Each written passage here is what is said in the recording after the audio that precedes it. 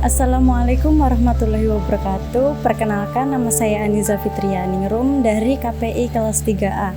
Kali ini saya akan menjelaskan mengenai materi sejarah dakwah. Sejarah dakwah adalah masa lampau yang memanggil, mengajak pada Islam, serta bagaimana umat yang diseru, serta perubahan yang terjadi setelah dakwah. Setelah dakwah dilakukan, jadi bagaimana Nabi berdakwah, sahabat, para tabi'in, lalu kemudian para wali songo. Kapan sejarah dakwah itu dimulai? Yang pertama ada pada zaman Rasul, karena Islam itu ada pada masa Nabi. Yang kedua, permulaan dakwah itu ada pada dimulainya pengutusan Nabi dan Rasul.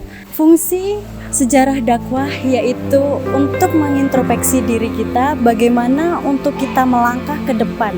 Jadi seperti spion, kalau kita mau menyalip sebuah kendaraan, kita juga harus menengok spion agar kita bisa mengira-ngira aman atau tidaknya sih kita ini maju. Dakwah pada masa Nabi Muhammad.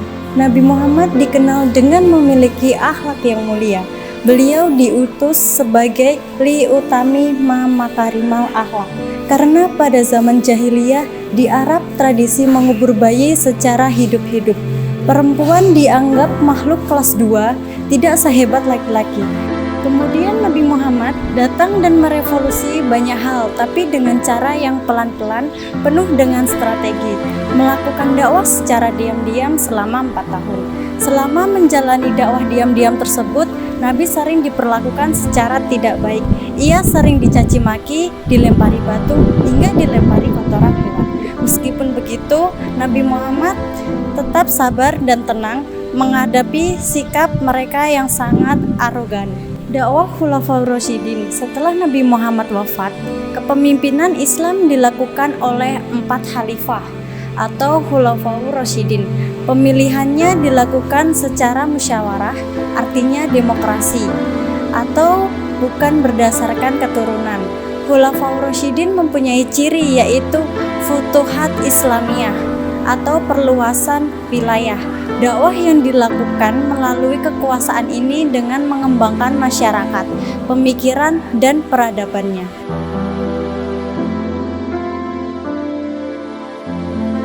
Bani Umayyah. Setelah masa Khulafa, lahirlah Bani Umayyah atau dinasti Umayyah. Pada masa Khulafa, pemilihan pemimpin dilakukan secara demokratis. Namun pada masa ini, Bani Umayyah pemilihan pemimpin secara dinasti atau monarki. Arti kata dinasti yaitu turun-temurun. Prestasi Bani Umayyah: yang pertama, perluasan wilayah; yang kedua, kemajuan ilmu pendidikan; yang ketiga, kemajuan dalam segi kedokteran. Keruntuhan dinasti Umayyah: yang pertama, moralitas turun; dan yang kedua, perang internal sesama saudara; dan yang ketiga, korupsi; dan yang keempat, serangan Bani Abbasiyah. Dinasti Abbasiyah didirikan pada tahun 132 Hijriah. Masa kejayaan dinasti Abbasiyah dipimpin oleh Harun ar-Rasyid. Pada masa itu merupakan masa kegemilangan umat Islam. Karena orang pada masa Bani Abbasiyah sangat terbuka dengan berbagai ilmu pengetahuan dan memiliki kebiasaan dalam berpikir. Pola dakwah pada masa itu yaitu struktural dan kultural. Ilmu pengetahuan pada masa dinasti Abbasiyah memiliki jumlah dan pengaruh yang besar dalam agama Islam. Dinasti Turki Utsmaniyah. Turki Utsmani didirikan oleh bangsa Turki dan kabilah Oghuz. Turki Utsmani ini memimpin selama 7 abad dengan 38 sultan. Turki Utsmani mengalami masa kejayaan di masa Sultan Al-Fatih, yang dimana ia melakukan Konstantinopel.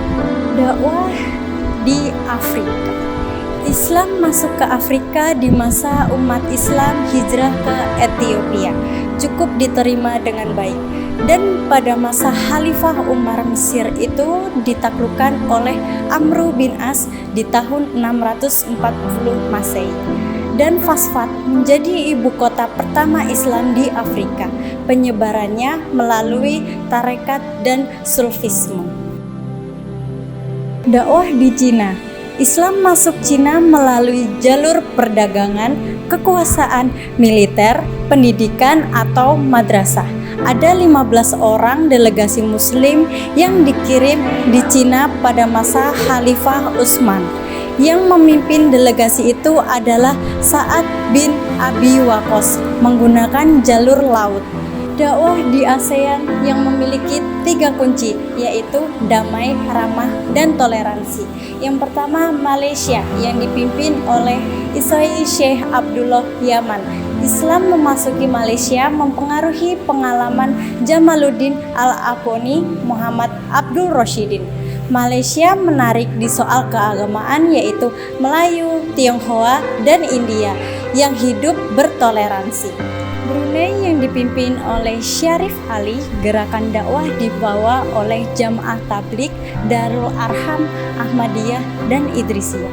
Thailand dibawa oleh perdagangan Arab dan India. Singapura mayoritas agamanya adalah Islam. Filipina, Sulu. Sulu adalah menikah dengan Raja Sulu, kelompok Mindanao atau komunitas Islam. Vietnam, hubungan Indonesia dibawa oleh perdagangan Arab, India, dan Persia. Dakwah Wali Songo. Di Indonesia sebelum adanya Islam, mayoritas warganya masih menganut Hindu Buddha. Kemudian ada yang menyebut animisme atau dinamisme. Kemudian datang Wali Songo. Dakwah yang dilakukan Wali Songo bertahap, tidak langsung memaksakan untuk masuk Islam. Dengan memanfaatkan elemen-elemen budaya, Wali Songo dengan pelan-pelan mendorong masyarakat lewat pemberdayaan ekonomi, pendidikan. Wali Songo datang menuntun masyarakat dengan pelan-pelan tanpa kekerasan.